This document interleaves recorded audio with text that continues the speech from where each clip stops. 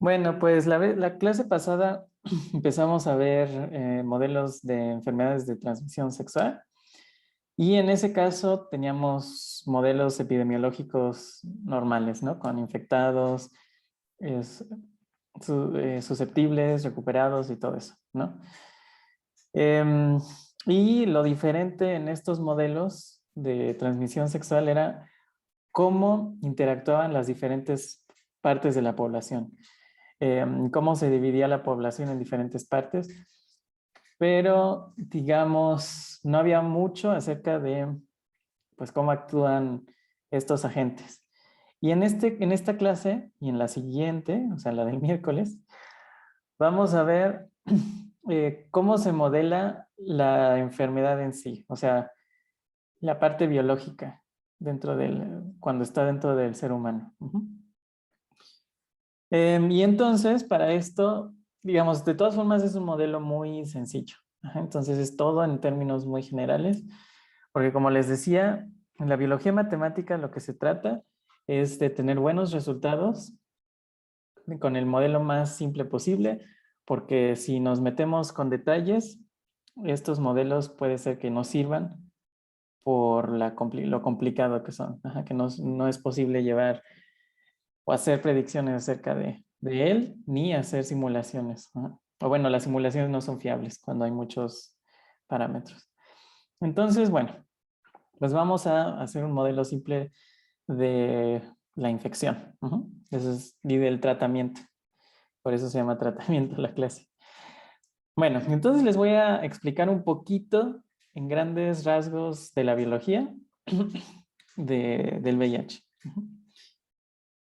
Entonces, bueno, el VIH es pues un virus que tiene una capa lipídica, es decir, tiene grasa, como todas nuestras células animales, afuera. Tiene algunos receptores afuera que van a permitirle unirse con pues, nuestras células, las células humanas. Y adentro va a haber algo así como una cápside interna. Ajá. Se va a tener otra parte como hecha de proteínas adentro que va a estar protegiendo a los componentes de nuestro virus. Bueno, no nuestro, espero. Luego, dentro de ella hay dos moléculas de ARN, ácido ribonucleico.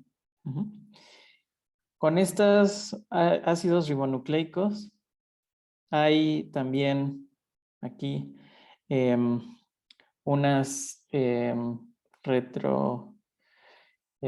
transcriptasas. Ahorita les explico.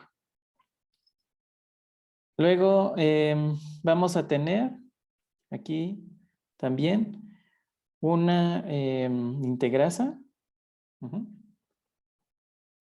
Y finalmente vamos a tener otra proteína por aquí que se llama proteasa. Y ahorita vemos qué pasa. Entonces, el VIH es un virus de ARN porque la información genética que tiene es ARN, pero es un retrovirus, porque tiene la retrotranscriptasa. Bueno, y entonces lo que va a pasar es que el virus, si alguien está infectado, va a llegar a unas células T ayudantes. No sé si esta sea la palabra correcta, pero en inglés es helper T cell. Entonces estas células T helper son las que, bueno, son células del sistema inmune. Entonces te ayudan a protegerte contra enfermedades y así. Pero lo helper es que ayuda a que las otras células del sistema inmune sean muy efectivas, ¿no? O tengan mucha efectividad contra otras enfermedades. Son muy importantes porque si no, tu sistema inmune no está en buenas condiciones. Y bueno, lo que hace el virus es que se va a pegar con sus receptores. Uh-huh. Después, a una vez que ya está pegado a la célula, como su membrana es la misma que las membranas de las células, entonces va a entrar y se va a fusionar esa capa con la capa de la célula. Uh-huh. Y entonces aquí vamos a tener ya dentro de la célula todas las cositas importantes que ya mencionamos. Uh-huh. Y una vez que se fusiona la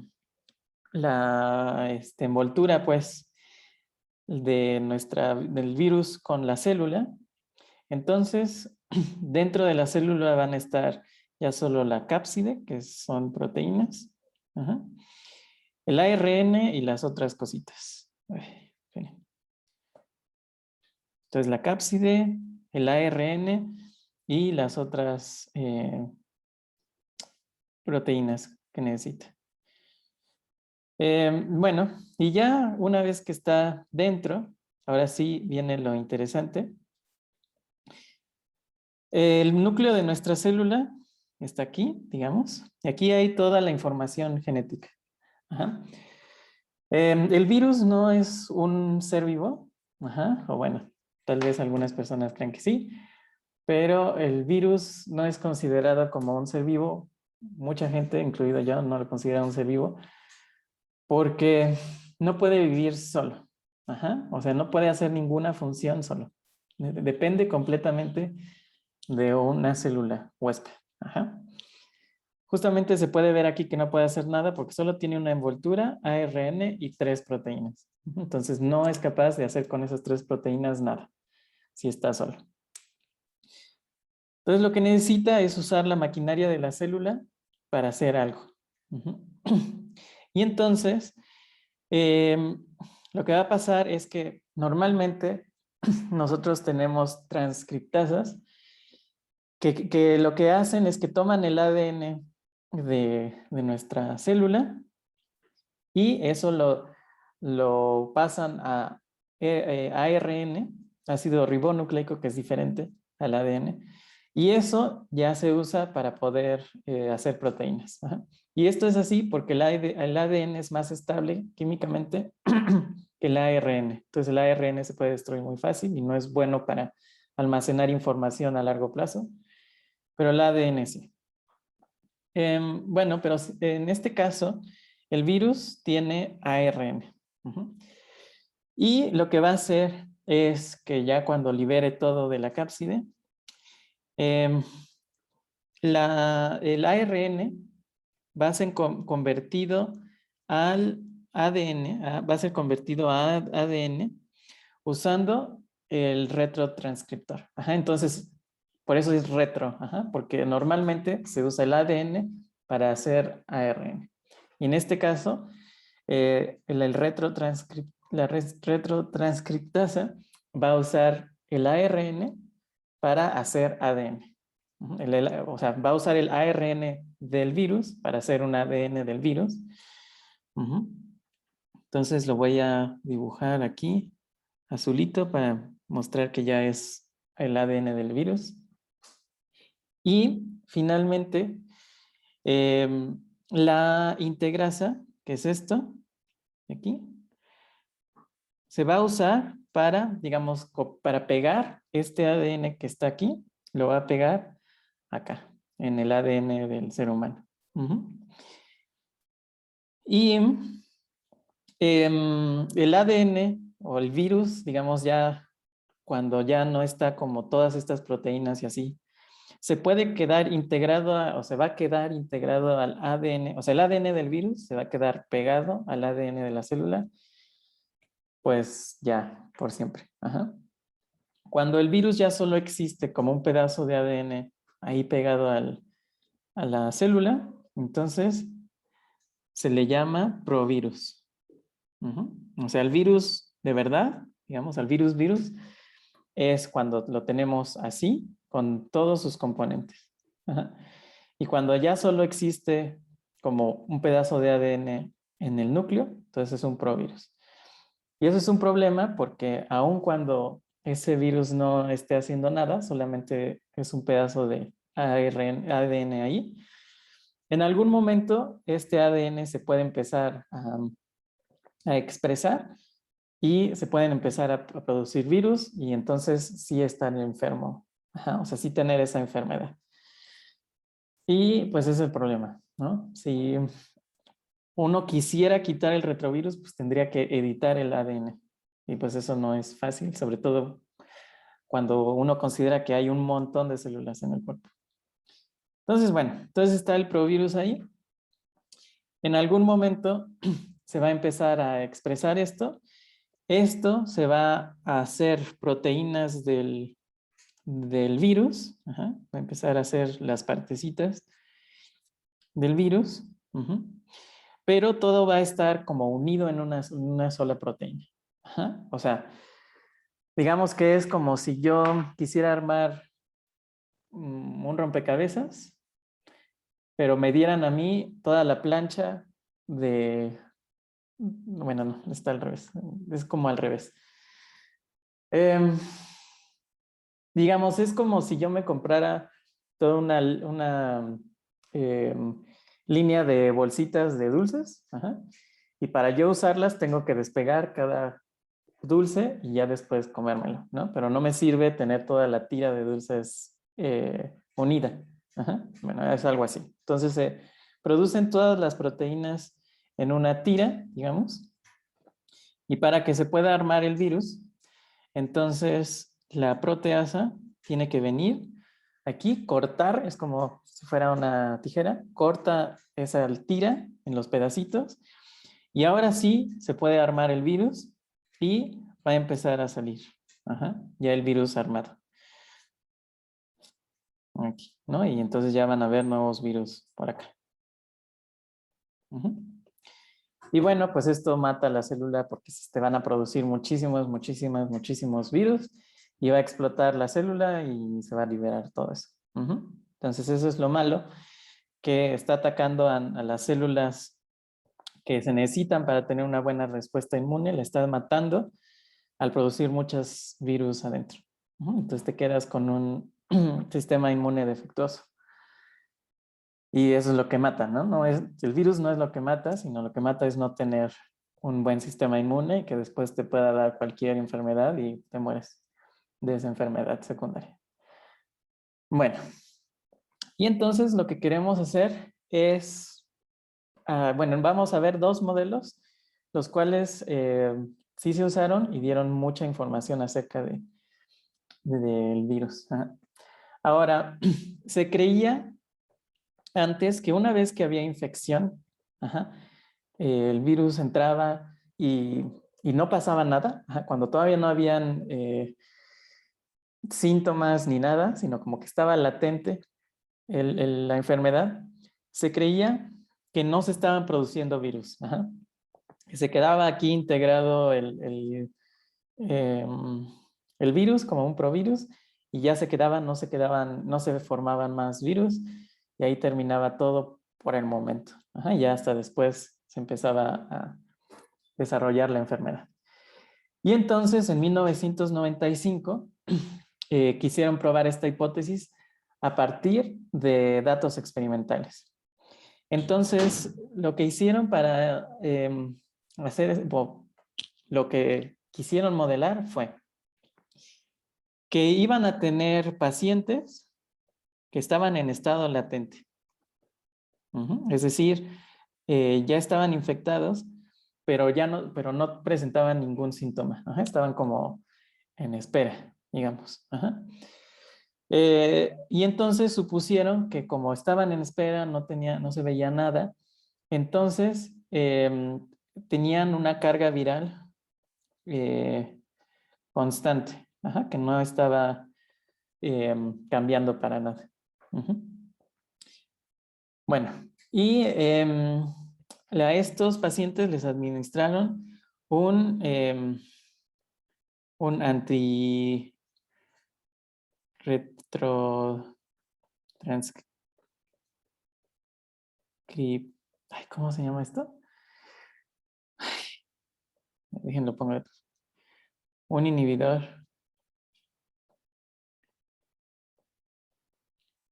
de retrotranscriptasa. Bueno, entonces un inhibidor es como otra proteína, otra cosita, que se le va a pegar a la retrotranscriptasa en una parte importante, en un huequito donde ese huequito se tiene que ocupar con ARN o alguna otra cosa importante. Y entonces, como ya hay un tapón ahí, pues no puede hacer su función y entonces el virus no se va a integrar aquí. Entonces no va a poder hacer nada. Bueno, y entonces lo que hicieron fue decir, ok, ya le estoy administrando yo al paciente esto, ya no se puede transcribir esto y pegarse. Y por lo tanto, ya no puede la célula infectada, ya no, la célula que tiene al virus adentro, de esta forma, ya no puede producir más virus. Bueno, entonces dijeron ellos, la forma más sencilla de modelar cuántos virus va a haber en el cuerpo es una ecuación lineal. Y va a ser así. dB de T igual a P menos CB. Entonces, aquí P va a ser una fuente de virus. O sea, cuántas partículas virales están produciendo en todo el cuerpo. Y C va a ser como un decaimiento natural del virus. O sea, un virus es algo que tiene cierta vida media y entonces no puede estar ahí por siempre. En algún momento se deshace por la temperatura o lo que sea. Entonces se va a ir deshaciendo. Ok, y entonces lo que ellos dijeron fue, vamos a suponer que el inhibidor es 100% efectivo. Lo que quiere decir que la producción de virus ahora va a ser cero. Como ya bloqueé completamente todo eso, entonces ya no se pueden replicar ni hacer nada los virus, se quedan ahí. Y entonces, en este caso, si ya le estoy dando a mis pacientes esta medicina 100% efectiva, entonces esta ecuación cambia de P menos CB a menos CB. Y entonces voy a tener que B va a ser simplemente una constante por E a la menos C por T. Y ya, eso es todo. Y lo que hicieron entonces fue, después de empezar a administrar el medicamento, calcular o tomaron muestras y vieron cuánto carga viral ellos veían en las pruebas, ¿no? Y a eso le ajustaron una exponencial. Ahora, aquí viene lo importante. Si uno ve algo que crece o decrece de manera exponencial, a ojo no se ve cuál es esta C. O sea, uno solamente ve una cosa que se ve de esta forma. Que empieza a crecer muy rápido, pero ¿cuál es esta C? Que es algo importante. Pues quién sabe, ¿no? A ojo no se ve. Y para una computadora, pues ahora sí hay buenos algoritmos, pero no es, o sea, hay otras formas más fáciles. Ahora, ¿cuál es la forma fácil? Pues la forma fácil es usando una gráfica log lineal. Seguramente ustedes han visto estas gráficas donde el eje Y es logarítmico y el eje X es normal. Y seguramente ustedes, si no se los han enseñado, piensan que esto solo sirve cuando los valores crecen muy rápido para poder ver toda esa gama de valores, pero no. La gráfica log lineal Sirve para poder identificar y para poder ajustar funciones exponenciales. Fíjense. Sea y igual a una k e a la alfa t. Una función exponencial. Exponencial. ¿Ok? Ahora, cuando nosotros graficamos usando log lineal, lo que les digo que pasa es que el eje Y ahora tiene una escala logarítmica, es decir, está graficando el logaritmo de Y. Entonces, si está graficando el logaritmo de Y, pues vamos a ver cómo se ve eso. Vamos a aplicar logaritmo natural. En realidad no importa cuál es la base. En este vamos a usar logaritmo natural para que sea más fácil. Entonces, logaritmo natural de Y lo vamos a aplicar de ambos lados. Esto es logaritmo natural de K e a la alfa t. Ahora, logaritmo del producto es la suma de logaritmos. Es una de las propiedades del logaritmo. Entonces, esto es logaritmo natural de K más logaritmo natural de e a la alfa t. Y ahora, logaritmo y exponencial son completamente contrarias, ¿no? Entonces, se van a eliminar. Nos va a quedar logaritmo natural de K más alfa t. Y entonces, si ahora definimos m como, bueno, no m, vamos a ponerle a mayúscula como logaritmo natural de K, tenemos, y ahora vamos a definir y mayúscula como logaritmo natural de Y. Entonces vamos a tener que y mayúscula es igual a más alfa t. Y esto es solamente una recta con pendiente alfa. Entonces, si nosotros tenemos algo y lo graficamos en una gráfica logline y nosotros vemos una recta, entonces eso quiere decir que la función es exponencial, es una exponencial con exponente igual a la pendiente de la recta que vamos a observar. Entonces es muchísimo, muchísimo más fácil encontrar cuál es la pendiente de una recta que encontrar cuál es el exponente de una cosa que se ve así. Entonces, esa es la verdadera utilidad de usar una gráfica logline.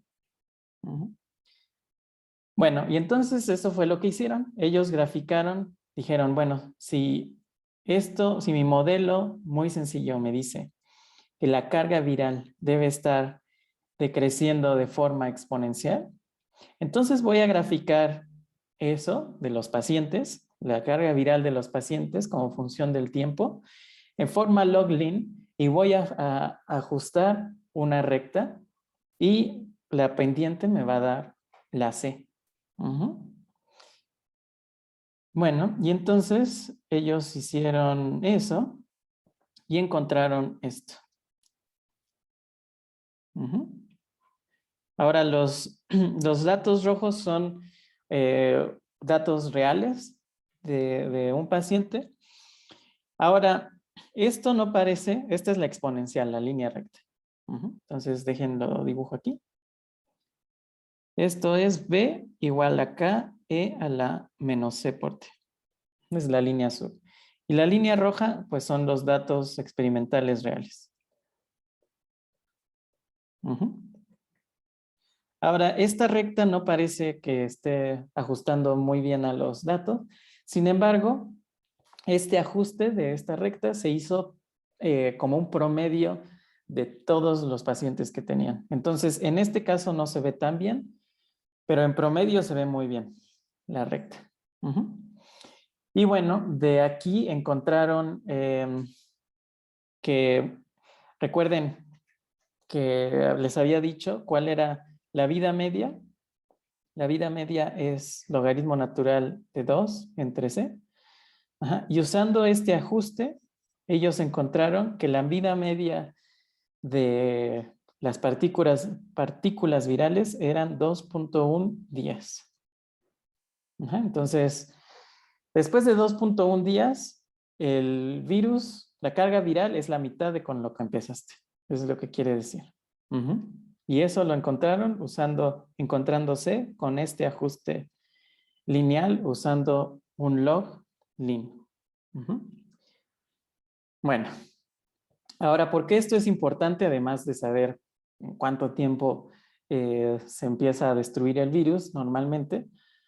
Por lo siguiente, recuerden que yo les había dicho que estaban suponiendo que si los pacientes empezaban en estado latente con su tratamiento, entonces la carga viral iba a ser constante. Entonces, antes del tratamiento,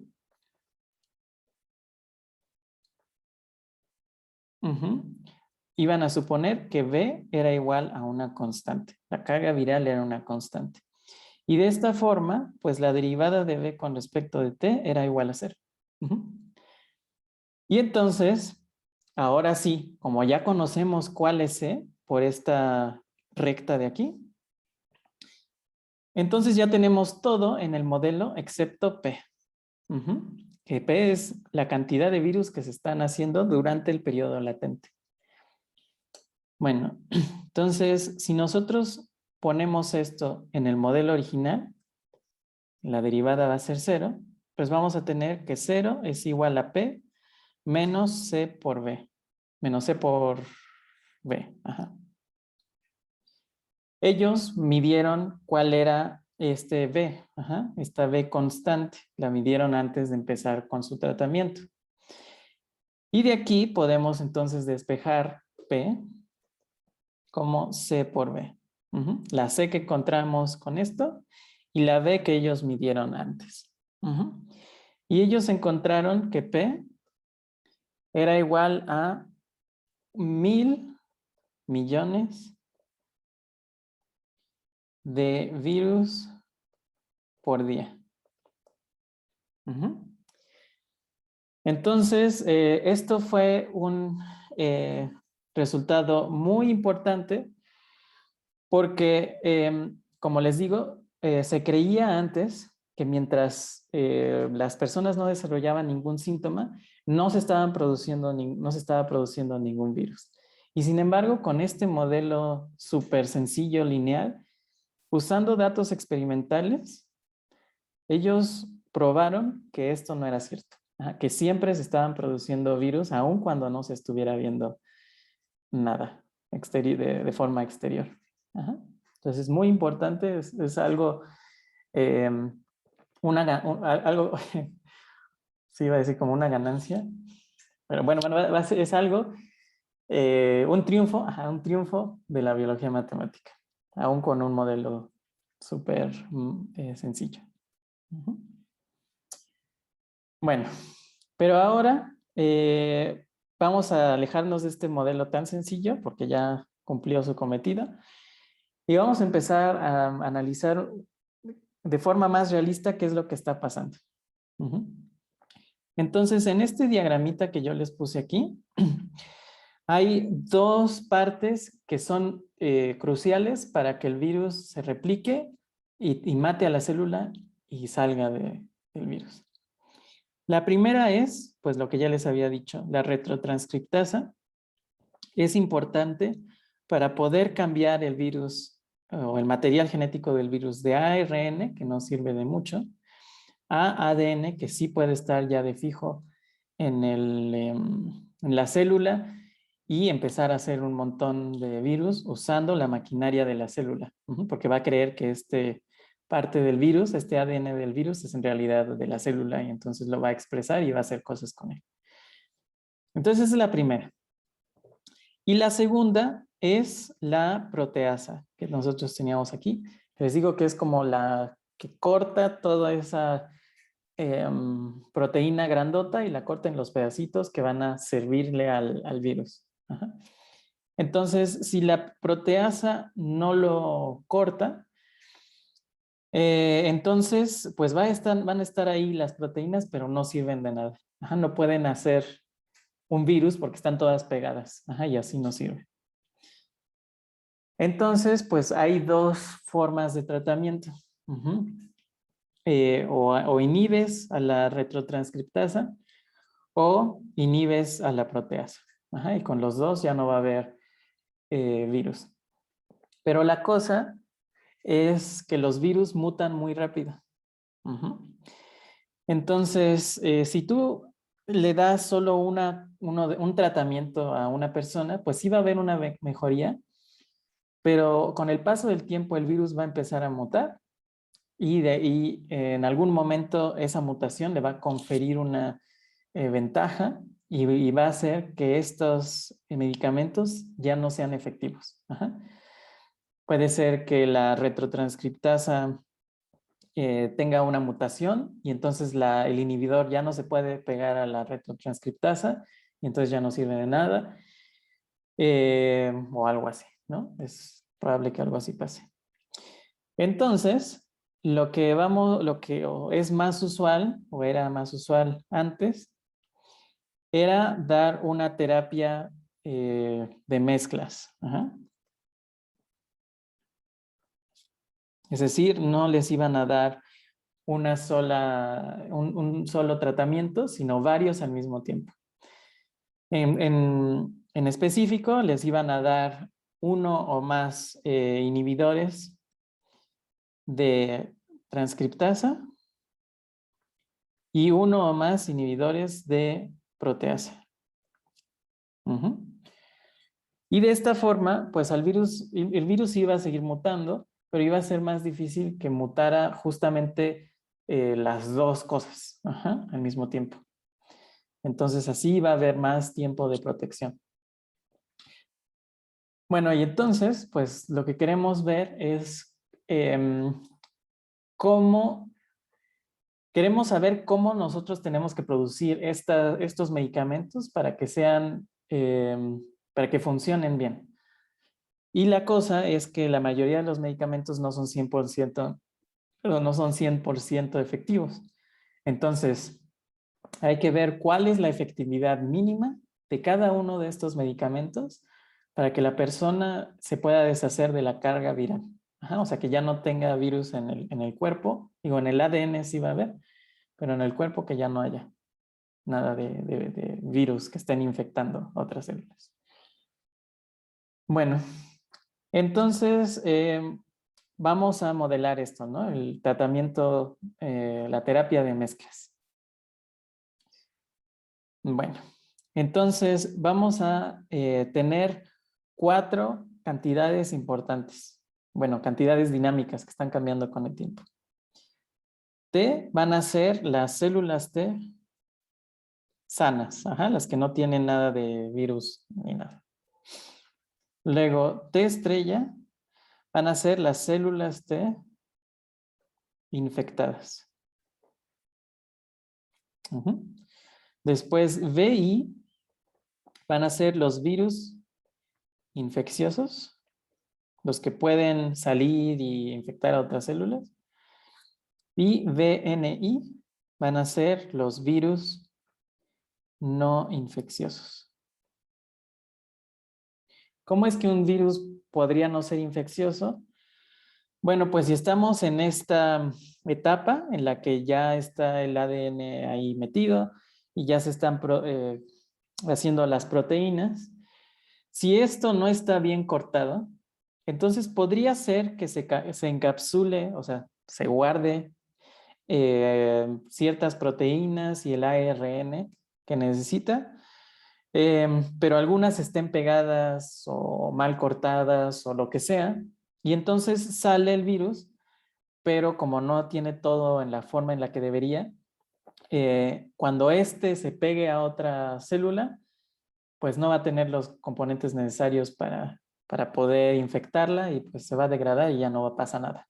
Entonces, sí entra, pero si no tiene todo esto bien hecho, entonces, pues la célula nunca produce virus. Entonces a eso le llamamos VNI. Y ahora sí vamos a escribir el sistema de ecuaciones. Entonces, primero, ¿cómo cambian las células T sanas en el tiempo? Bueno, pues primero van a haber células T que nacen en otros lados del cuerpo, por ejemplo, en el timo o en las glándulas, ¿cómo se llaman? En los ganglios linfáticos y así, ¿no? En el sistema linfático. Se producen por allá lejos y ya después vienen al lugar donde se necesitan, ¿no? En la parte de la infección. Entonces, esto lo vamos a modelar por S. Es la tasa de producción en el sistema linfático. Entonces, vamos a suponer que es una constante para que sea lo más sencillo posible. Luego, vamos a suponer que ya hay células del sistema inmune, pero que no están diferenciadas. Son un tipo de sistema inmune muy general que puede producir a los demás, o se puede reproducir y luego diferenciarse, hacer células del sistema inmune de otra forma. Entonces, esto es como que las células T producen otras células T, porque ya están ahí células del sistema inmune y van a empezar a replicarse y a formar otras células T. Entonces, esto lo vamos a modelar así. PT por 1 menos T entre T max. Esto es una T. Ahora, esto nosotros ya lo habíamos visto antes. Es simplemente la ecuación logística. Logística. Y entonces solamente está diciendo, bueno, pues se van a empezar a diferenciar y hacer células T, pero no por siempre, sino va a haber un límite, ¿no? Cuando llegue a Tmax, esto es 0 y ya no se van a seguir produciendo, por diferenciación ahí, en el lugar de la infección. Bueno, después esto es cómo se producen las células T sanas. Ahora necesitamos cómo se destruyen las células T sanas. Vamos a decir que hay una tasa de mortalidad normal. O sea, después de cierto tiempo, pues como todo, los seres vivos tienen que morir. Entonces, mortalidad normal, digamos. Y finalmente, pueden morir porque están infectadas y explotan y producen virus.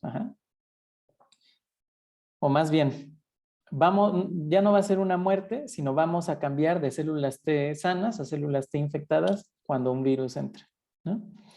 Entonces, K es la infectividad del virus o la capacidad de infección del virus. VI, pues son los virus infecciosos y T son las células T sanas, ¿no? Y entonces esto es la ley de acción de masas que ya habíamos visto antes. Se tienen que encontrar un virus con una célula T sana y tiene una probabilidad de infección K, ¿no? Ya.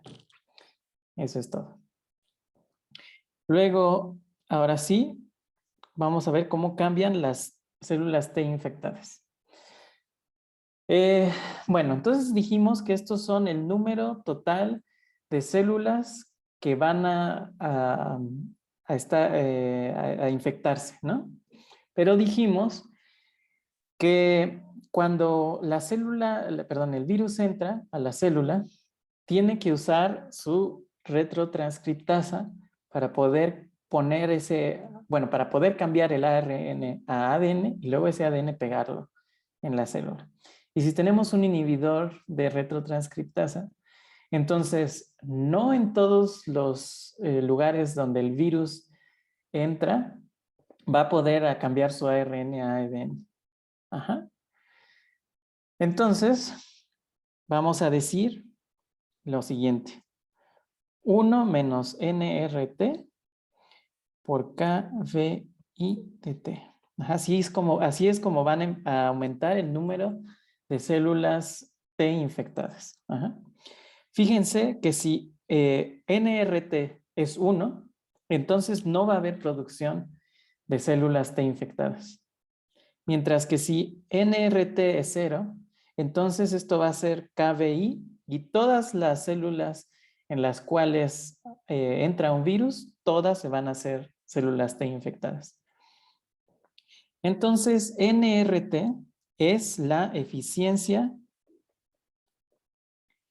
del inhibidor de la retrotranscriptasa.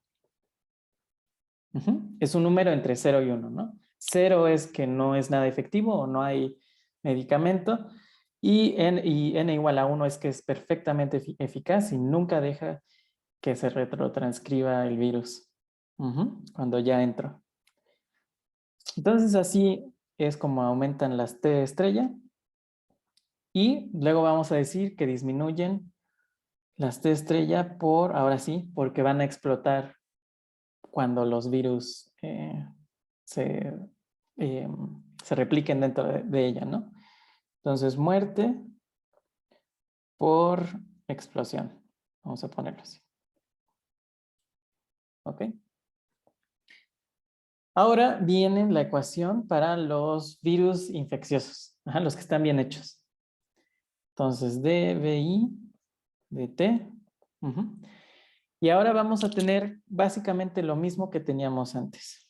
Entonces, 1 menos NP, N mayúscula, delta T estrella. Ahora, delta T estrella son el número de células T infectadas que están explotando por el virus, ¿no? Entonces, son donde están, es el número de células donde están saliendo virus. Por eso necesitamos aquí delta T estrella. N es una constante que dice en promedio cuántos virus van a salir por célula explotada. O sea, de una sola célula pueden salir muchísimos virus. Entonces, esto es número de virus por célula explotada. Bueno. Y ahora, pues, tenemos este 1 menos NP. Otra vez, si NP es 1, entonces no hay producción de virus infecciosos. Si NP es 0, entonces tenemos N delta T virus infecciosos. Y si NP está entre 0 y 1, entonces tenemos una fracción menor de N delta T que están siendo infecciosos. Entonces aquí vamos a, esto es la eficiencia del inhibidor, pero ahora ya no es de la retrotranscriptasa, porque esto nos está diciendo cuántos virus van a salir al explotar la célula. Ya no es cuántas células T van a ser infecciosas, sino cuántos virus infecciosos van a salir cuando explote. Entonces esto va a ser eficiencia del inhibidor de la proteasa. Dijimos que la proteasa es esto que corta y si no lo corta bien, entonces no puede infectar el virus. Entonces, esto me está diciendo si el virus va a estar bien hecho y va a ser infeccioso o no va a estar bien hecho y no va a ser infeccioso. Y luego finalmente vamos a decir que el virus naturalmente se destruye con una tasa C y ya. Y ahora al final vamos a tener la forma en la que cambian los virus no infecciosos. Entonces, el cambio de los no infecciosos en el tiempo. Y vamos a tener, si los virus infecciosos eran 1 menos NP, entonces los no infecciosos van a ser NP. NTT. Si NP es 1, entonces todos los virus que van a salir de una célula explotada van a ser no infecciosos. Y si NP es 0, entonces ninguno de los virus que van a salir de una célula explotada van a ser no infecciosos. Todos van a ser infecciosos. Menos CVNI, porque vamos a suponer que como los virus infecciosos y no infecciosos pues están hechos de los mismos ingredientes, entonces pues se destruyen a la misma tasa, con la misma velocidad. Bueno, entonces ya tenemos nuestro modelo con 4 ecuaciones diferenciales y ya no nos da tiempo hoy, pero vamos a ver qué cosas sí podemos simplificar, qué podemos saber de nuestro sistema de este tipo, ¿no? Entonces, primero vamos a hacer la siguiente suposición. Vamos a suponer que no tenemos que no tenemos tratamiento con inhibidor de retrotranscriptasa, pero que sí tenemos de proteasa y que es perfectamente eficiente. Entonces vamos a ver qué pasa en este caso. Y déjenme enumerar las ecuaciones. Entonces esta va a ser 1, 2, 3 y 4. Entonces bajo esta suposición, 3 se puede simplificar muchísimo, porque si NP es 1, entonces esto es 0, ¿no? Y vamos a tener que el cambio de BI con respecto de T es simplemente menos CBI. Y esto es una ecuación lineal fácil. Vamos a tener que BI va a ser pues una constante por E a la menos C por T. Entonces simplemente los virus infecciosos van a decaer exponencialmente ya, ¿no? Y si nosotros tenemos esto, bueno, es obvio que en el límite, cuando t tienda a infinito, VI va a ser 0. Después de mucho tiempo, ya no va a haber ningún virus infeccioso en el sistema. En este caso, pues esto sería 0, porque VI sería 0 a tiempos largos. Y aquí también sería 0. Y vamos a suponer además una cosa extra. Vamos a suponer que solamente se producen células T en el sistema linfático. Es decir, que no vienen de ninguna otra, perdón, que todas vienen de otra parte.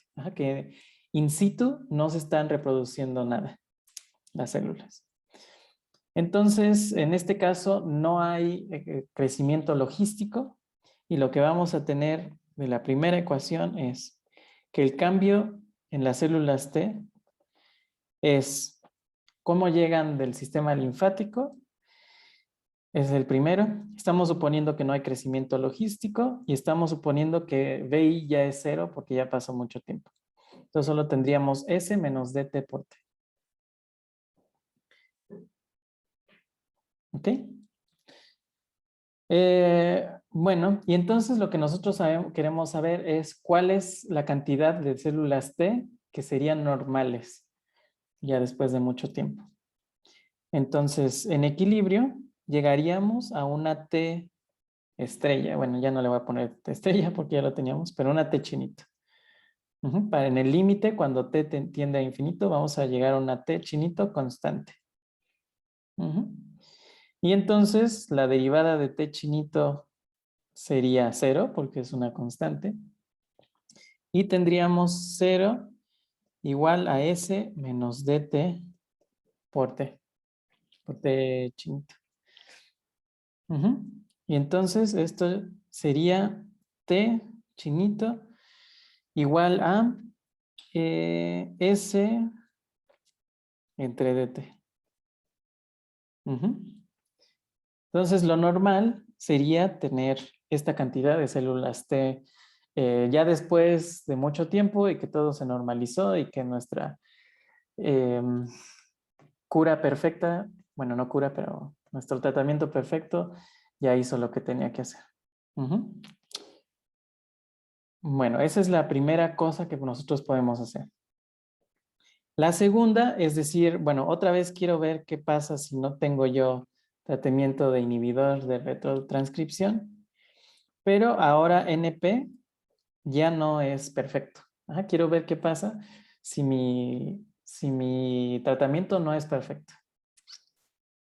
Bueno, lo que ellos vieron, esto no viene de las ecuaciones, pero de experimentos, lo que ellos vieron es que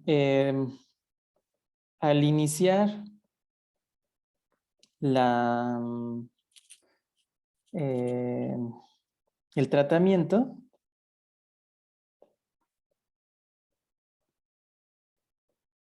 lo que encontré, al iniciar el tratamiento vieron que las células T volvían a crecer, porque recuerden que el virus hace que mueran, ¿no? Entonces, después de que ya se usó el tratamiento, pues se va a empezar a normalizar y va a empezar a aumentar el número de células T. Y entonces, al iniciar el tratamiento, vieron que las células T crecen linealmente con el tiempo.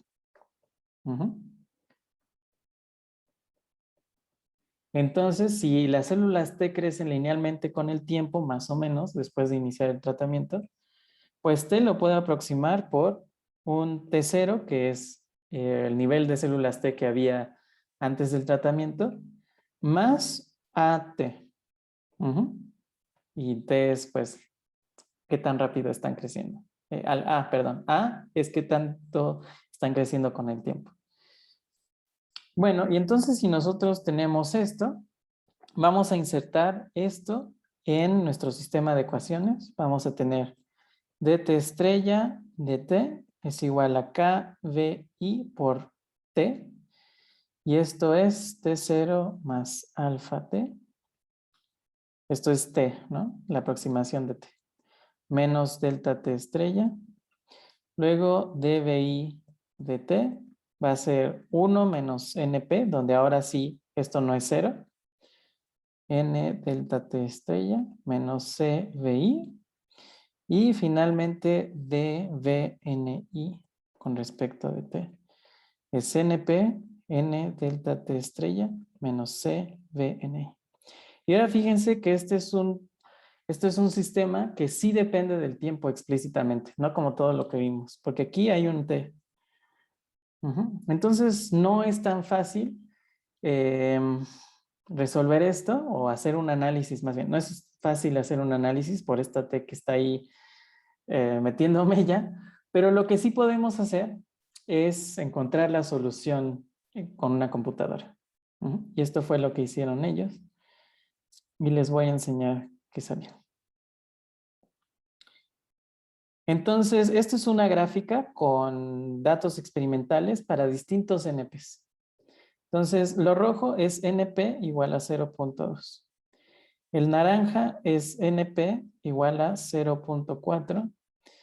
Y el azul es NP igual a 0.5.